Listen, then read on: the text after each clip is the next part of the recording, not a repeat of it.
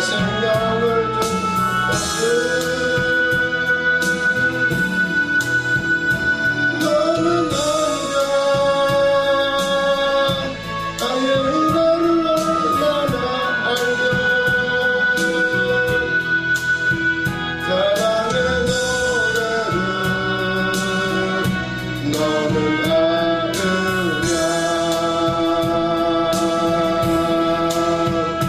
내가 너를 얼마나 사랑하는지 너는 아느냐.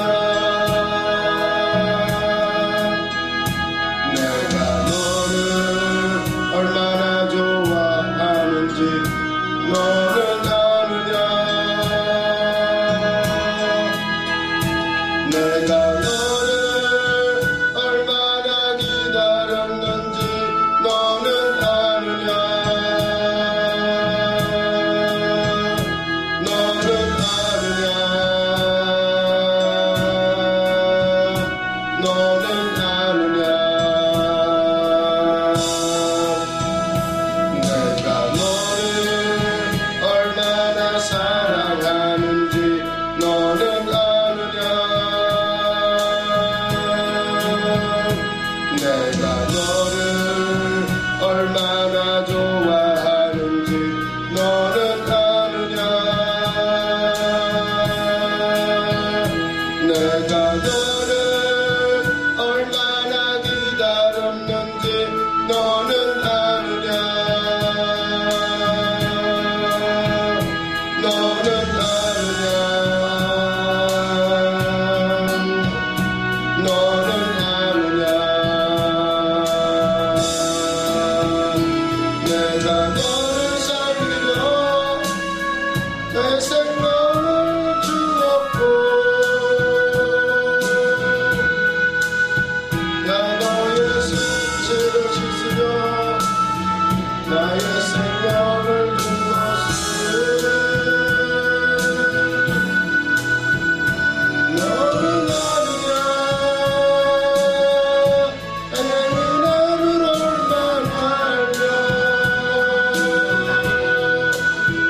사랑의 노래를 너는 아느냐.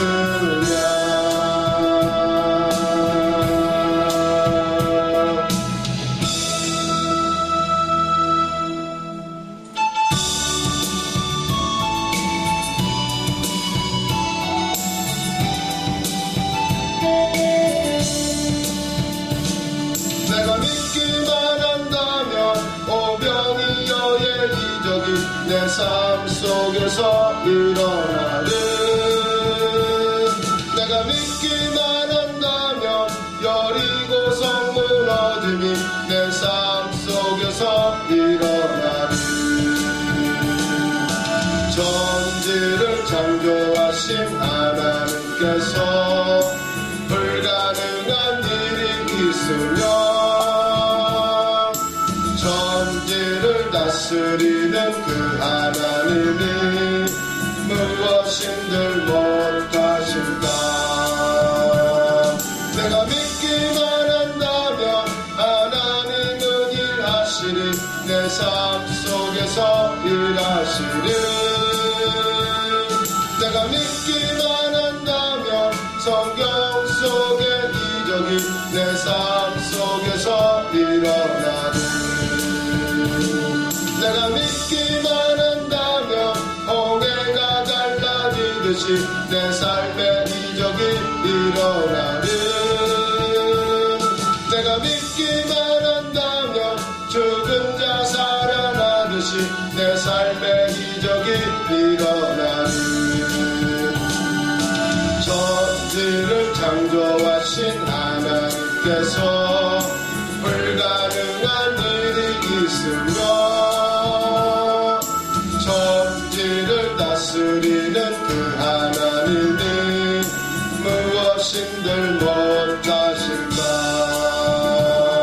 내가 믿기만 한다면 하나님은 일하시리.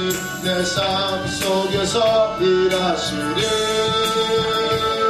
내가 믿기만 한다면 성경 속의 이적이 내 삶 속에서 일어나리.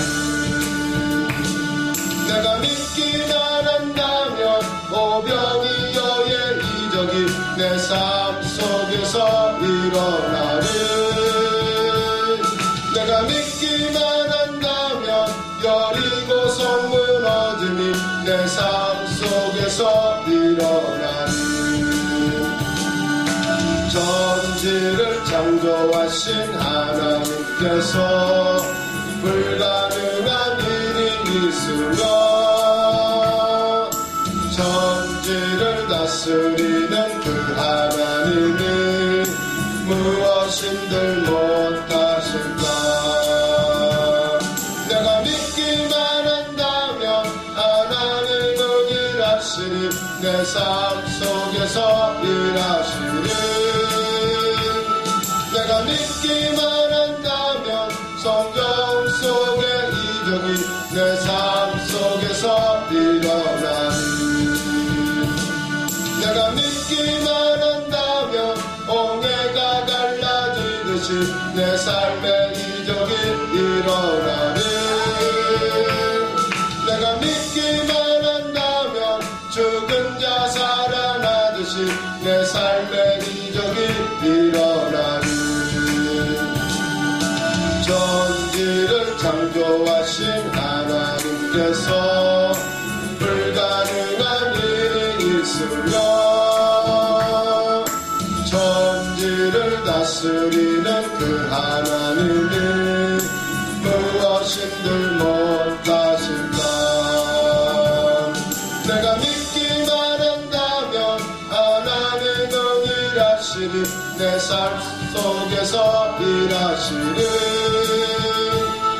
내가 믿기만 한다면 성경 속의 이적이 내 삶 속에서 일어나니.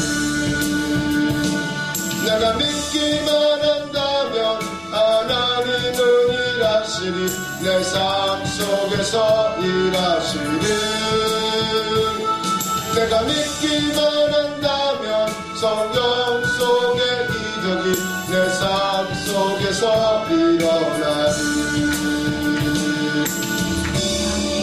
아멘. 믿음대로 이루어질 줄로 믿습니다. 우리가 믿기만 한다면 여리고성 무너지는 것 우리 안에도 이루어지고 홍해가 갈라지고 무리를 걷고 불발과 불병거 타고 올라갈지도 모르죠. 아무튼 우리가 믿음대로 살아가시기를 바랍니다. 그래서 보면 진리의 성령이 오시면 그걸 다 알려주신다는 거예요. 13절. 우리가 속고 있다는 거. 우리 안에 계셔서 이미 다 할 수 있는데도 그걸 쓰지를 못해요. 이미 다 주셨는데 맨날 불평해요. 나 적어주세요. 저거 왜 나는 안 줘요? 이미 성령으로 주님은 내 안에 전부를 그 사랑을 그 은혜를 다 주신 줄로 믿습니다. 그래서 성령이 오시면 그걸 다 알려주신다는 거예요. 13절. 그러나 진리의 성령이 오시면 그가 너희를 모든 진리 가운데로 인도하시리니 그가 스스로 말하지 않고 오직 들은 것을 말하며 장래의 일을 너에게 알리시리라. 아멘. 성령이 오시면 우리 이제 스스로 말하지 않아요. 내 생각 말하지 않고 내 감정 말하지 않고 오로지 들은 것을 말하며 그분이 원하시는 것을 말하고 어떻게 하면 저 사람을 도와줄까? 저 사람이 몰라서 그러는데 어떻게 하면 지혜롭게 학자의 혀로 학자의 귀를 가지고 들은 것만을 말할까를 고민하게 될 줄로 믿습니다. 그러면 장래를 너에게 알려주신대요. 그게 이미 성경에 다 기록된 것을 믿으시기를 바랍니다. 영적인 것을 다 알려주셔요. 아브라함이 오실 예수님을 기다렸잖아요. 그걸로 구원받잖아요. 믿음으로 구원을 받아요. 아브라함이 그랬던 우리도 또 오실 예수님을 기다리더라고요. 똑같더라고요. 아브라함도 똑같고 우리도 똑같고. 물론 우리는 이미 오신 예수님을 믿으며 또 오실 예수님을 바라보지만 그거는 우리 기준이고 시간과 공간의 제약을 받지 아니하시는 하나님 편에서는 이미 이루어진 일이더라고요. 우리가 죽으면 시간과 공간의 제약을 받지를 않아요. 그래서 요한계시록 우리가 죽으면 지금 죽어있는 사람은 어디에 가 있을까 고민할 필요 없어요. 이미 가 있어요. 주님 품에.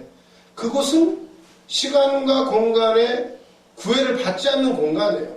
지금 그래서 요한계시록에 보면 이미 이 땅에서는 막 환란이 막 엄청난 핍박이 있는데 위에 올라가 보니까 14만 4천과 흰무리들이 주님과 함께 막 천국잔치를 막 베풀고 있어요.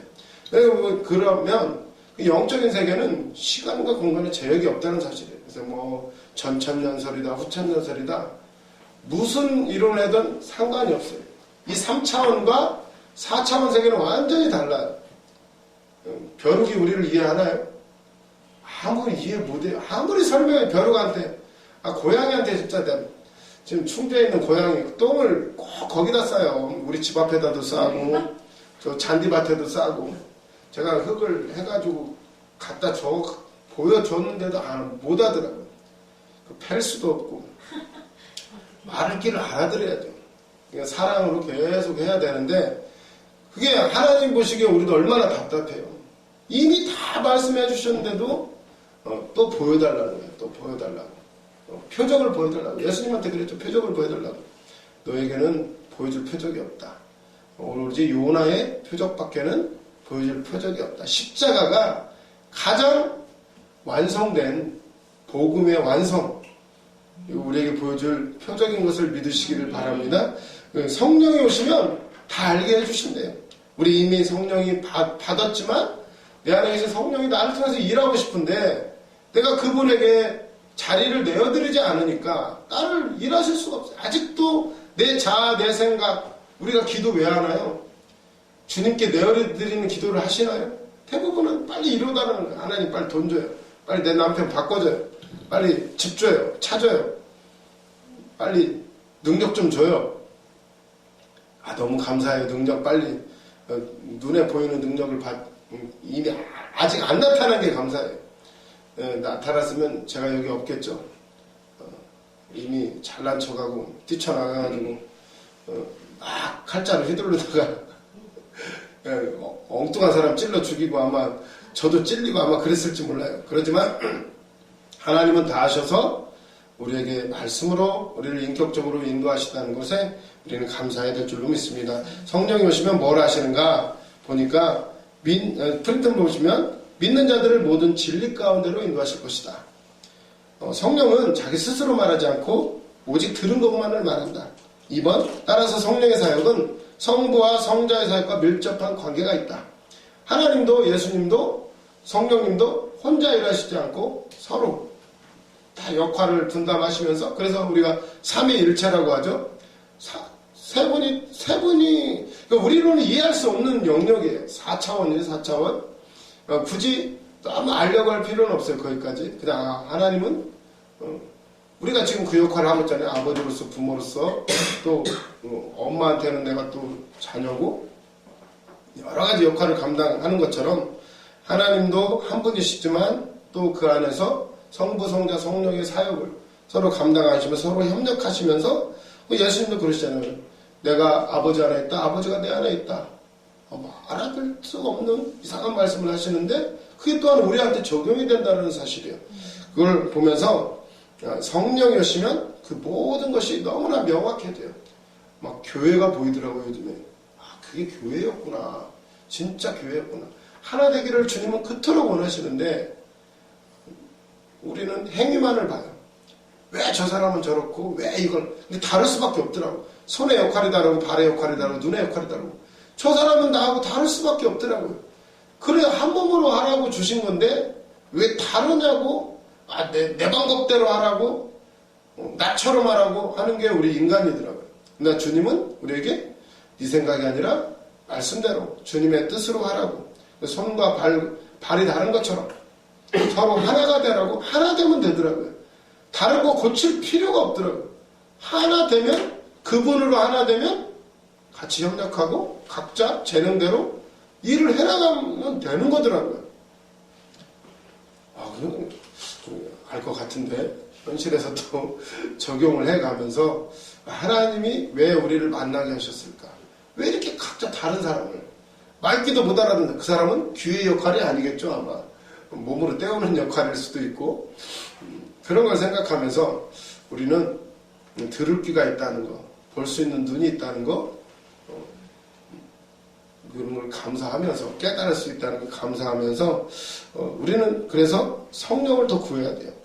성령은 스스로 말하지 않는데요.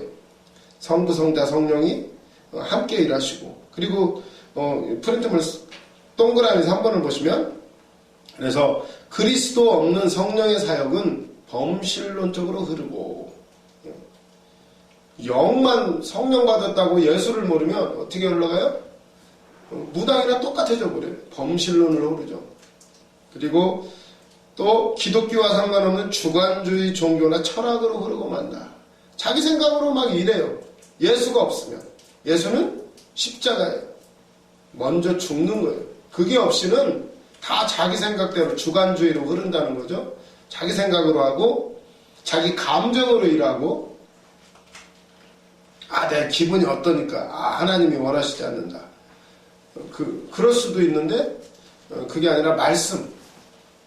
내가 죽어야 될 때가 있단 말이에요. 그래서 우리는 정말 그리스도 없는 성부, 성자, 성령이 함께하는 그런 사역을 우리는 해야 될 줄로 믿습니다. 성령이 오시면 장래일들을 알리실 것이고, 이것은 장래일이라는 건 뭐냐면 저 사람이 어떻게 돼, 이거보다도 더 중요한 건 이것은 하나님의 구원의 역사와 관련된 전 세계적이고 우주적 종말에 대한 전망을 말한다. 진짜 예언이라는 것은 저 사람이 어떻게 돼, 그거보다도 진짜 구원, 하나님의 그 구속사 속에서 그걸 말하는 거예요. 우리는 그거에 관심이 많죠. 이걸 하면 잘 되느냐, 저걸 하면 잘 되느냐, 이거에 관심이 많은데 사실은 그거는 구원과 크게 사실은 연관이 없어요. 이걸 하다 망해도 상관없고요, 이걸 하다 잘 돼도 상관이 없어요. 결국은 하나님이 말하시는 예언은 구속사적인 거예요. 제가 우리 김승영 목사님 찾아갔잖아요. 안동에서 사역하실 때 10시간씩 밤새워 기도할 때 왜 갔어요? 내가 사시 공부하면 합격하나 안 하나 그거 알아보러 갔어요. 밤새 뛰었어요. 막. 우리 김승영 목사님 툭툭 쳐주니까 막 뛰기 시작했어요. 나는 막 능력이 임해가지고 와, 드디어 합격하는구나 생각하고는 밤새 뛰면 하나님이 합격 주시겠지 하고 밤새 뛰었어요. 밤새 진짜로 밤새 뛰었어요. 그러고 왜? 합격해야 되니까. 그러고 나서 쭉 줄 서가지고 이제 기도를 갔는데 갑자기 두려움이 밀려오더라고요. 아니, 나보고 사명자라고 하면 어떻게 하지? 큰일 났네. 괜히 찾아왔네 이 생각이 들더라고요. 막 두려워지는 거예요. 어떻게 하지 이러고 있는데 딱 얹으시더니 아들아 왜 두려워하느냐 딱 이러더라고요. 와, 어떻게 알았지? 이분은 진짜구나. 그러면서 이제 어떻게 무슨 말씀하나 이렇게 듣고 있는데 아들아 왜 두려워하느냐, 두려워하지 말아라. 내가 너의 소원을 들어주겠다. 아멘, 예. 그러면서 말씀 시편 37편 2절인가요 4절인가요? 또 여호와를 기뻐하라. 저가 내 마음에 소원을 이루어주시리라. 김승영 선생님 그러시더라고요. 하나님 소원 들어주신답니다. 시편 37편 4절 말씀 붙잡고 기도하시랍니다. 딱 그거 주더라고요. 그래가지고 도대체 무슨 말씀인지 찾아봤더니 내 소원을 들어주리라. 아멘. 하고는 하나님 감사합니다. 내가 변호사가 되면요 한 10년만 하다가 주의 길 가겠습니다. 감사합니다. 이렇게 기도를 했어요. 그랬더니 3년 뒤에 우리 고목사님한테 붙잡혀가지고 그렇게 끌려왔잖아요. 그냥 참 몰랐어요. 영에 대해서. 그리고 그 주신 말씀이 무슨 말씀인지도 모르고 내 감정에 내 주관으로 해석을 해버렸어요. 내 소원을 들어주리라. 거기에만 눈이 그냥 스파크가 일어나가지고 알고 봤더니 앞부분이 더 중요해. 또 여호와를 기뻐하라. 조건이 붙었죠. 여호와를 기뻐하라. 그리하면 이루리라. 다 말씀이 다 그래요. 사실은 조건이 있어요. 조건이. 먼저는 하나님을 아는 거예요. 그분의 마음 안에 들어가면 합격이냐 불합격이냐 아무런 문제가 안 돼요. 문제는 하나님의 마음은 상관없고 내 것만 이루려고 하니까 아무것도 눈에 안 보여요. 그러니 어련히 안에서 영이 김승재 목사님을 통해서 아들아 왜 두려워하느냐 못 알아들으니까 그냥 좋은 말씀 주신 거예요. 근데 결국은 그 말씀대로 이루어지고 있어요. 여호와를 기뻐하라. 하나님이 뭘 기뻐하시는지 알면 결국 가장 귀한 일은 구원에 관한 거예요. 구원에 관한 거. 내가 변호사가 되든 내가 사업을 해서 성공을 하든 하나님은 아무 상관없어요. 내가 그 일만 감당한다면. 진짜 그 구속사, 하나님의 구원의 계획을 이루시는데 하나님 나를 그렇게 쓰시려고 다 부르신 거예요. 상관이 없어요. 목사가 되건 뭐가 되건 상관이 없는데 목사가 안 되면 안 되니까 우리를 목사로, 전도사로, 사명자로 부르신 것을 믿으시기를 바랍니다. 걱정하지 마시고 내가 이 길 잘한다? 아무 상관없어요. 어떤 길을 선택하든 다 복이에요. 어떻게든 주님은 구원을 이루시기를 원해요. 내가 목사가 되면 내가 좀 구원하기 더 아무래도 기여가 더 되고 달라지는 거죠. 그래서 우리를 왜 이렇게만 해야 되는가? 주님은 우리를 너무나 잘 아신다는 사실이에요. 그래서 장래일들 알리시는데 이건 구원에 관한 거예요. 구원에 관한 거. 예언도 마찬가지예요. 모든 것들은 거기에 맞춰야 돼요. 그리고 또 3번 보면 그리스도의 영광을 나타낸다. 성령이 오시면 아무리 성령을 말한다 해도 그리스도의 영광이 드러나지 않는다면 그것은 거짓 사역이다.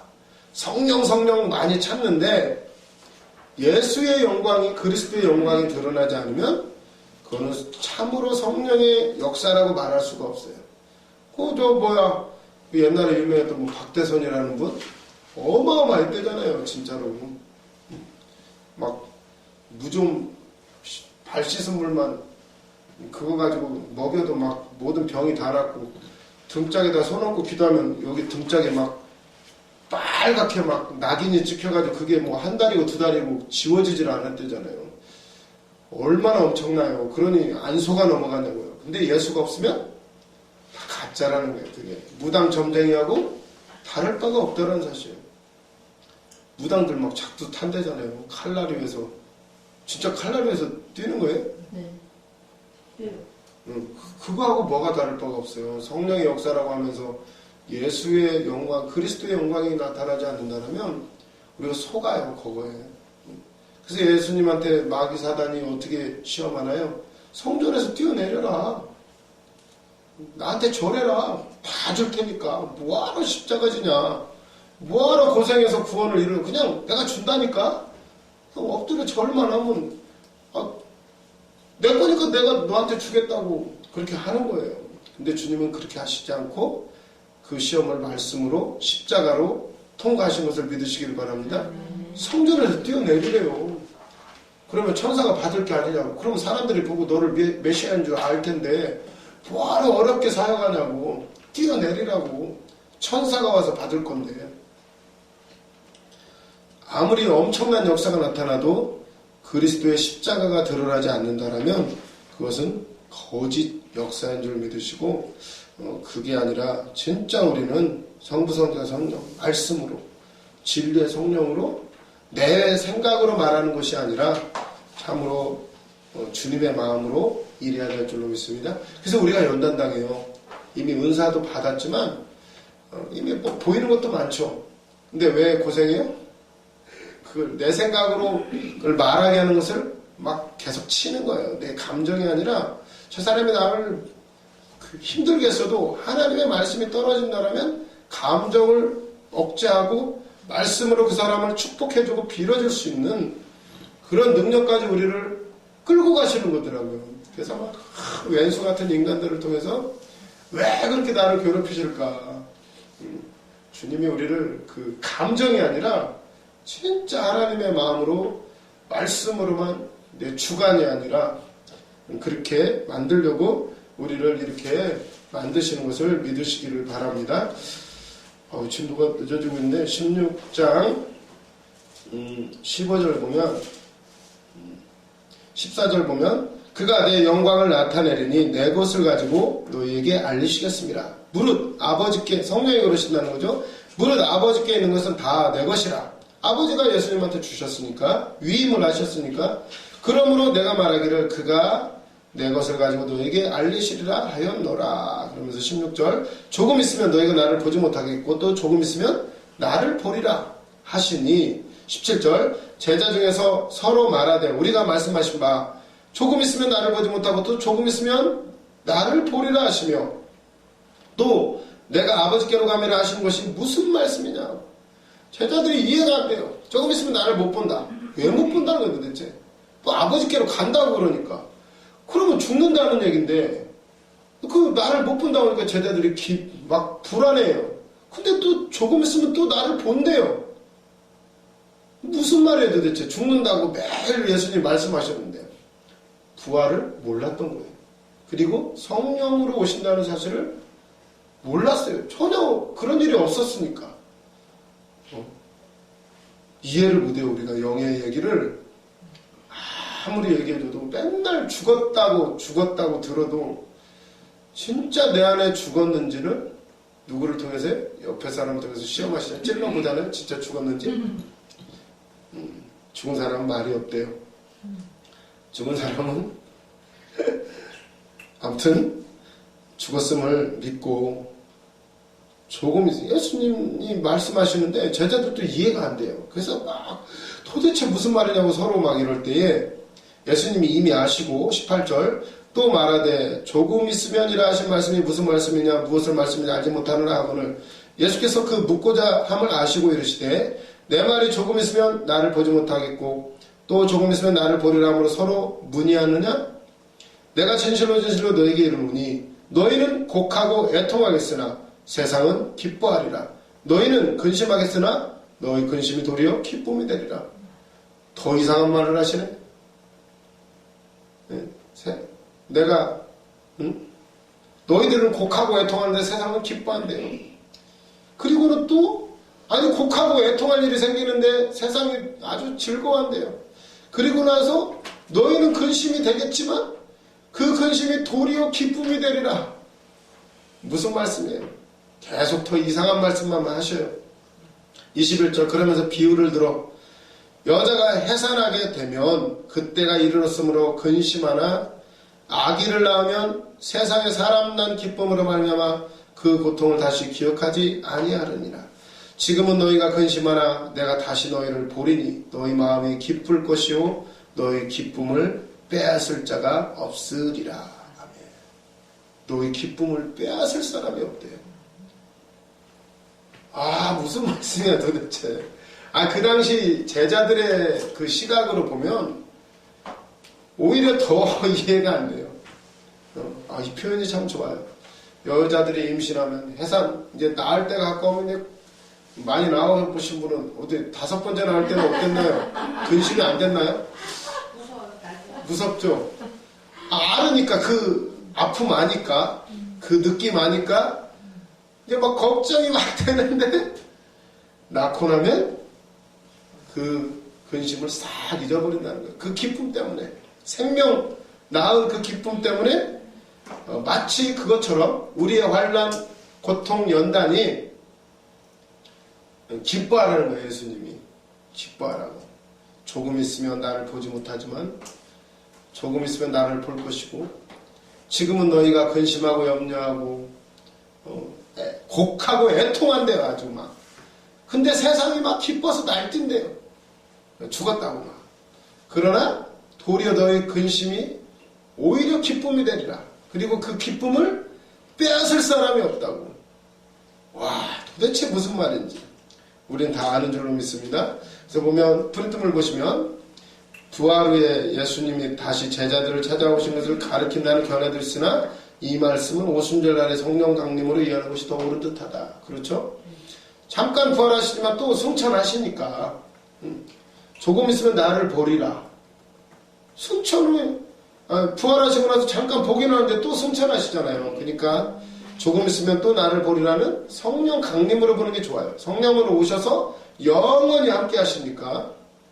그리고 제자들이 곡하고 애통하는 것은 예수님이 십자가에 못 박혀 돌아가셨기 때문이다. 잠시나마 악의 권세가 승리하고 불의가 지배하기 때문이다. 그래서 세상은 기뻐하고 즐거워한다. 계시록 11장 10절에도 비슷한 말이 나오죠.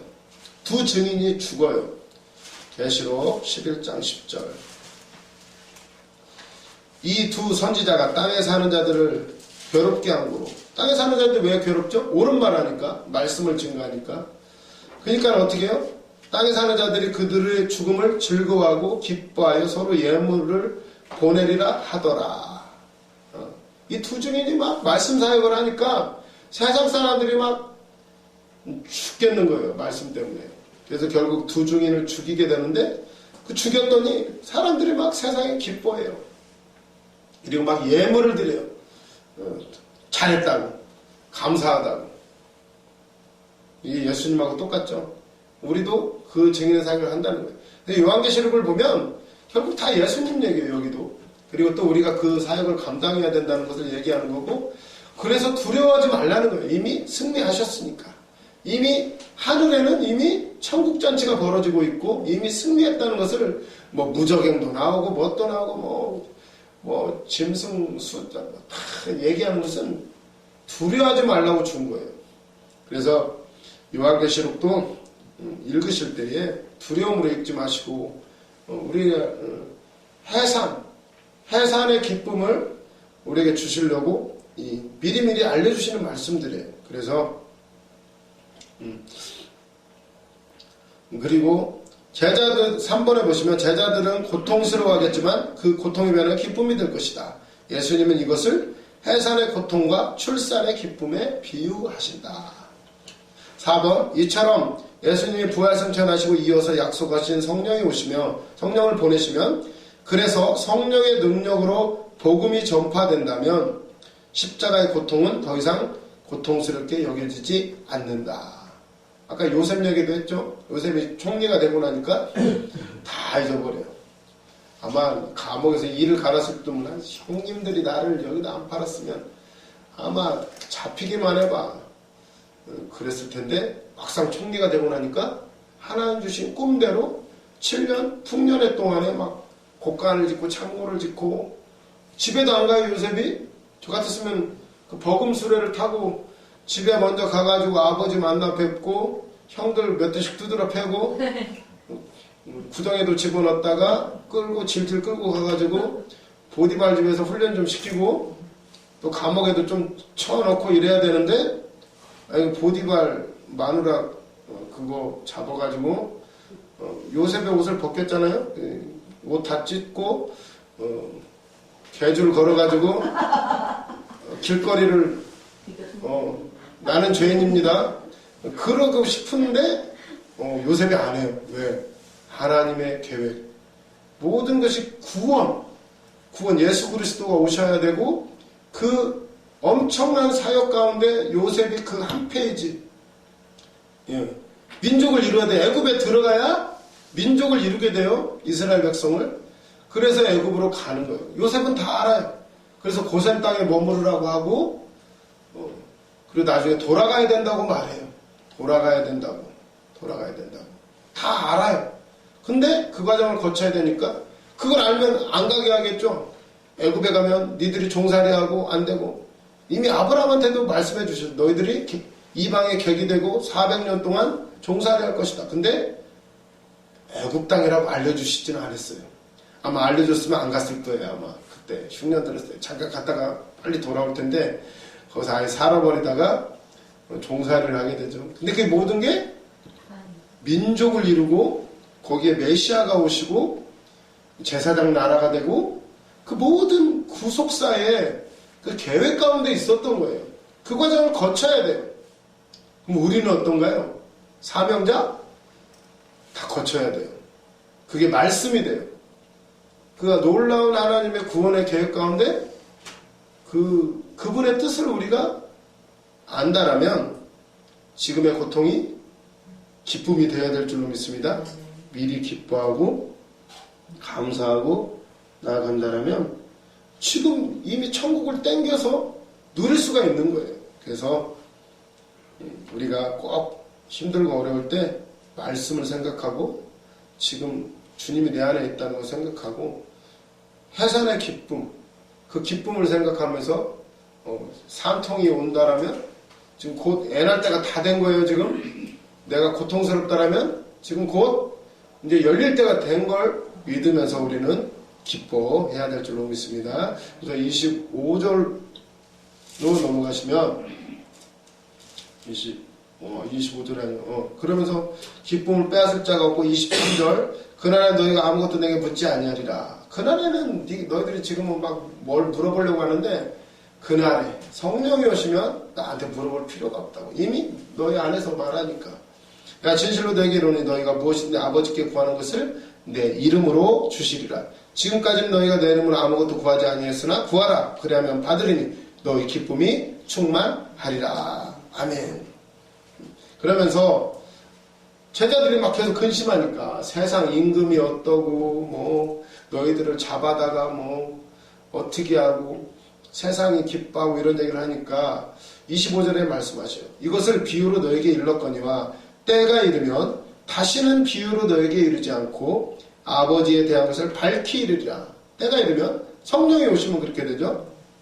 26절 그날에 너희가 내 이름으로 구할 것이요 내가 너희를 위하여 아버지께 구하겠다 하는 말이 아니니 이는 너희가 나를 사랑하고 또 내가 아버지께로부터 온 줄을 믿었으므로 아버지께서 친히 너희를 사랑하심이라. 내가 아버지께서 나와 세상에 왔고 다시 세상을 떠나 아버지께로 가노라 하시니 제자들이 말하되 지금은 밝히 말씀하시고 아무 비유로도 하지 아니하시니 우리가 지금에야 주께서 모든 것을 하시고 또 사람의 부름을 기다리시지 않는 줄 아나이다. 이로써 하나님께로부터 나오신 우리가 믿사옵나이다. 믿습니다 이래요.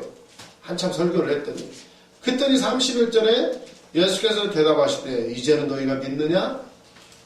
이게 어떤 물음일까요? 이제는 너희가 믿느냐?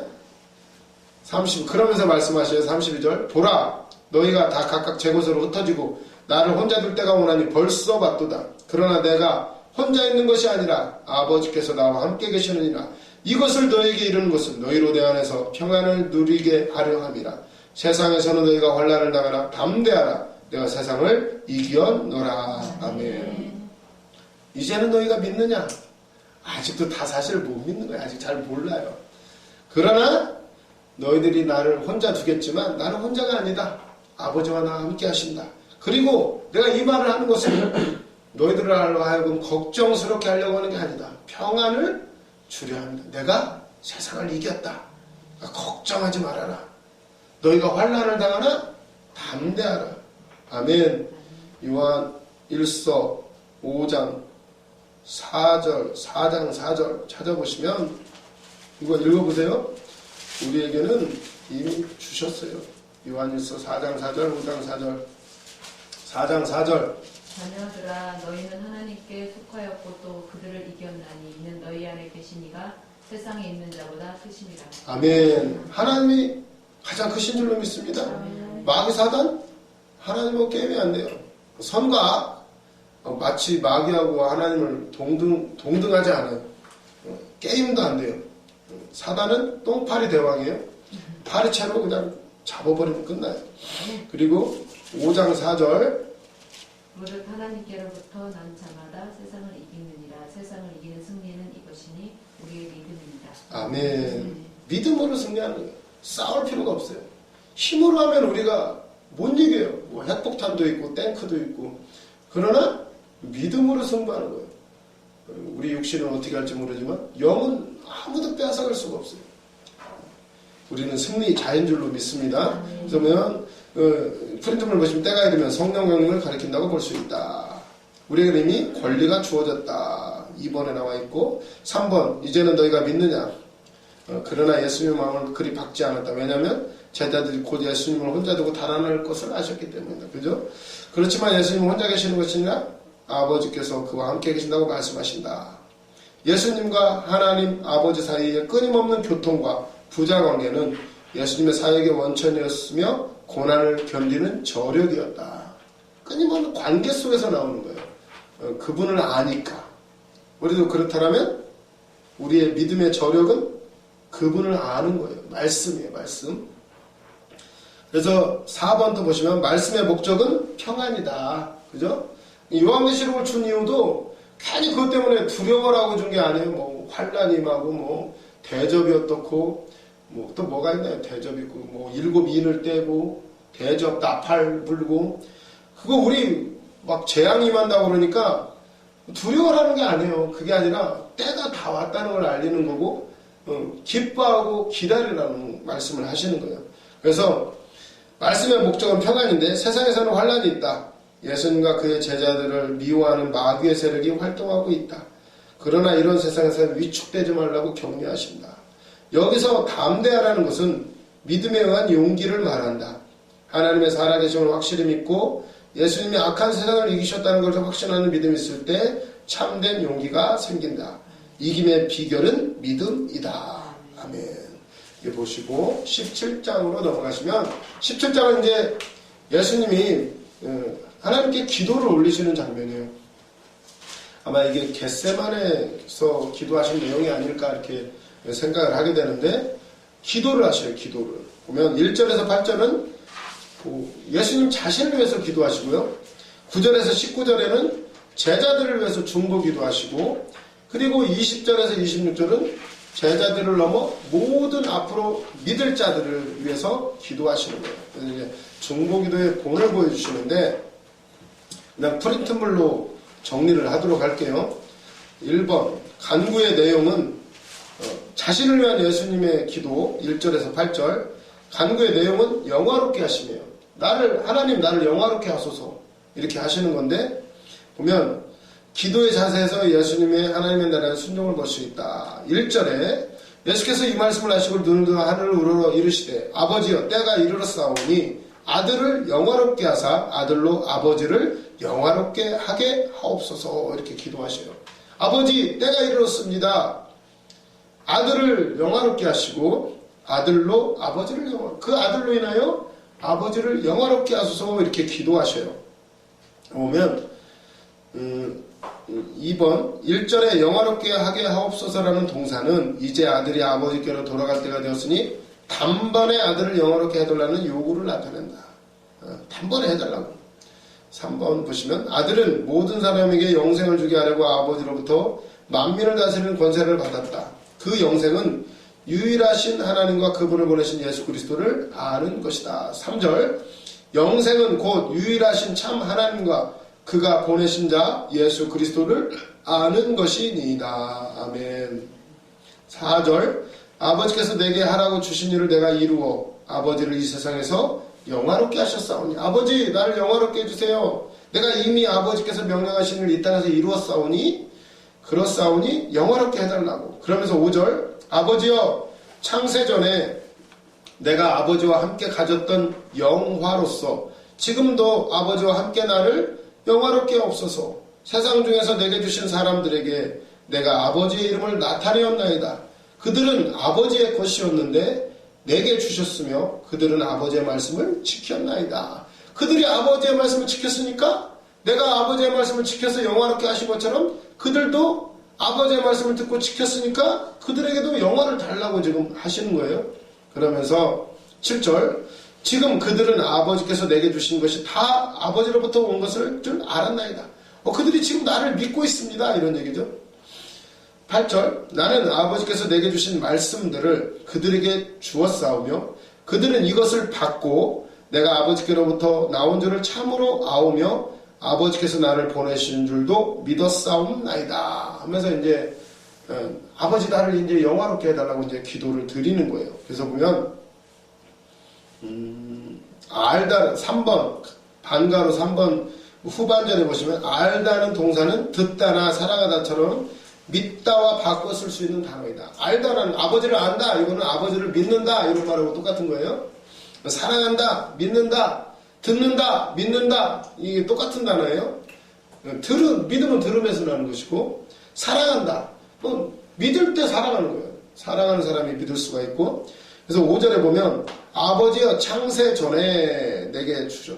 예수님도 창세 전에 이미 계셨다는 것을 선제 기독론 이미 계셨다는 기독 예수님이 이미 계셨다는 이론이에요. 근데 그게 이제 성경 속에 나와 있으니까 이제 한자말로 이제 선제 기독론이라 창세 전에 이미 계셨다는 거 그분이. 그리고 창세 전에 이미 십자가가 계획됐어요. 그때 나눴죠. 창세기 3장에 나오잖아요. 창세기 3장 이미 우리를 향한 구원이 이미 계획됐다는 거. 창세기 3장 어디로 이제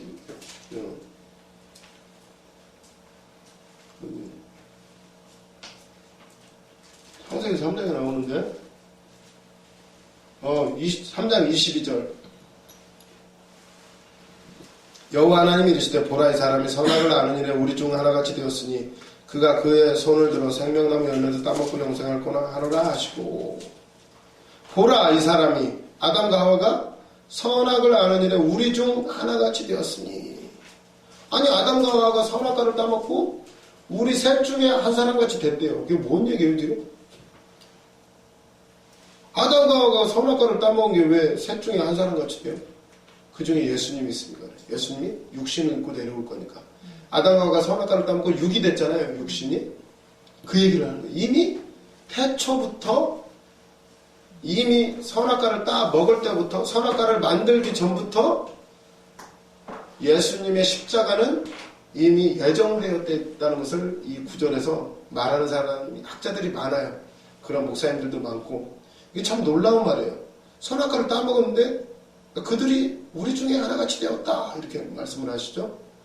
이미 십자가가 예수님이 육신을 입고 이 땅에 내려올 것이 어떻게 보면 예정되었다는 말씀이에요. 그래서 보면 창세전에 이미 우리의 모든 구원의 계획은 하나님의 놀라운 사랑은 은혜는 계획되어 있다는 거예요. 그렇기 때문에 우리의 구원을 그 누구도 바꿀 수가 없다는 사실을 기억하면서 우리는 어떠한 일들 가운데서도 기쁨과 감사함으로 그 구원의 하나님의 계획을 바라보며 기쁨으로 나아가야 될 줄로 믿습니다. 25절 보면 17장 25절 아니요 17장이 아니죠. 이렇게 보시고 그리고 이제 9절부터는 한번 다 읽어보시고 9절부터 보시면 이제는 이건 제자들을 위한 거예요. 9절 내가 그들을 위하여 비옵나니 그들 제자들이죠. 비옵나니 내가 비옵는 것은 세상을 위함이 아니요 내게 주신 자들을 위함이니이다. 그들은 아버지의 것이로소이다. 제자들을 위해서 기도해요. 10절 내 것은 다 아버지의 것이요 아버지의 것은 내 것이온데 내가 그들로 말미암아 영광을 받았나이다. 그러면서 11절 나는 세상에 더 있지 아니하오나 그들은 세상에 있사옵고 나는 아버지께로 가옵나니 거룩하신 아버지요 내게 주신 아버지의 이름으로 그들을 보존하사 우리와 같이 그들도 하나가 되게 하옵소서. 아멘. 무슨 기도를 해요? 우리 제자들을 위해서? 프린트를 보시면 2번 그것은 두 가지다. 하나는 그들을 보존하소서라는 것이고 다른 하나는 그들을 거룩하게 하소서 이거 되는 거예요. 그들을 보존하는데 뒤에 보면 거룩하게 해서 17절에 나와요.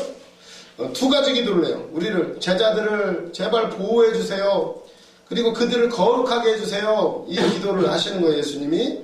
그래서 프린트물 3번을 보시면 제자들의 보존하심을 간구한다. 예수님께서 제자 보존을 위해서 기도하시는 목적은 반가로 1번 하나님과 예수님이 하나 되신 것처럼 제자들도 하나가 되기 위함이다. 2번 예수님의 기쁨을 제자들한테 충만히 가지게 하기 위함이다. 13절에 나오죠. 그리고 제자들이 악에 빠지지 않게 하기 위함이다. 제자들 좀 지켜달라고. 악에 빠지지 않고 지켜달라고. 그러려면은 하나 되는 거예요. 하나 되는 거. 하나 되는 거. 11절에 보시면 11절 나는 세상에 더 하반절에 보시면 거룩하신 아버지여 내게 주신 아버지의 이름으로 그들을 보존하사 우리와 같이 그들도 하나가 되게 없소서. 15장에서 나왔죠. 아버지가 내 안에 내가 아버지 안에 너희가 내 안에 내가 너희 안에. 아버지가 내 안에 내가 아버지 안에 있다는 예수님의 말씀 뭔가요? 아버지와 예수님이 하나라는 거예요. 지난주에 칠판으로 그려줬죠. 같다는 거죠. 같다는 거. 그런 것처럼 예수님이 우리한테 하신 말씀 네가 내 안에 내가 너 안에 가면 열매를 많이 맺나니 하나라는 얘기. 하나. 영으로 하나가 되죠. 성령이 내 안에 들어오시니까 그런 것처럼 너희들끼리도 하나가 되라는 거야. 하나가 되냐. 그렇게 해야 너희들이 보존되고 악에 빠지지 않으니까 그들을 보존하사 우리와 같이 그들도 하나가 되게 없어서. 교회죠. 교회. 전번에도 그려줬지만 그거예요. 그거 하나 되는 거. 그럴 때 능력이 나타나요. 12절 보시면 내가 그들과 함께 있을 때 내게 주신 아버지의 이름으로 그들을 보존하고 지켰나이다. 그 중에 하나도 멸망하지 않고 다만 멸망의 자식뿐이니 가룟 유다는 멸망하지만 이는 성경을 응하게 함이니이다. 말씀대로 이루어지는 겁니다. 그러면서 13절 지금 내가 아버지께로 가오니 내가 세상에서 이 말을 하옵는 것은 그들로 내 기쁨을 그들 안에 충만하게 가지게 하려 함이니이다. 14절 내가 아버지의 말씀을 그들에게 주었사오매 세상이 그들을 미워하였사오니 이는 내가 세상에 속하지 아니한 같이 그들도 세상에 속하지 아니함으로 인함이니이다. 지난주에 15장 19절에 말씀했죠. 세상이 우리를 제자들을 미워하는 이유? 그 속에 세상에 속하지 않고 그 안에 예수가 있으니까. 15절 내가 비옵는 것을 그들을 세상에서 데려가시기를 위함이 아니오 다만 악에 빠지지 않고 보존하시기를 위함이니이다. 악에 빠지지 않게 보존하려고.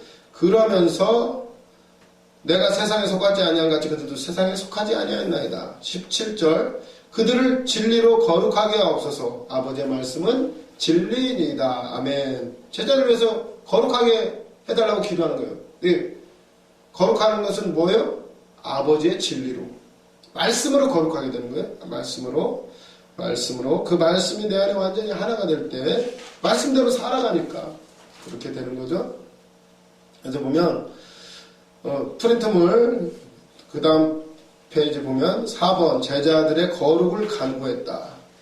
1번 제자들을 거룩하게 함에 대한 간구는 그들을 악에서 보존함에 대한 간구 그 이상이다. 예수님이 세상에 속하지 않은 것처럼 그들은 거룩하게 된 자들로 세상에 속하지 않은 자들이다. 그리고 하나님께서 제자들 거룩하게 하심은 진리인 말씀으로만 가능하다.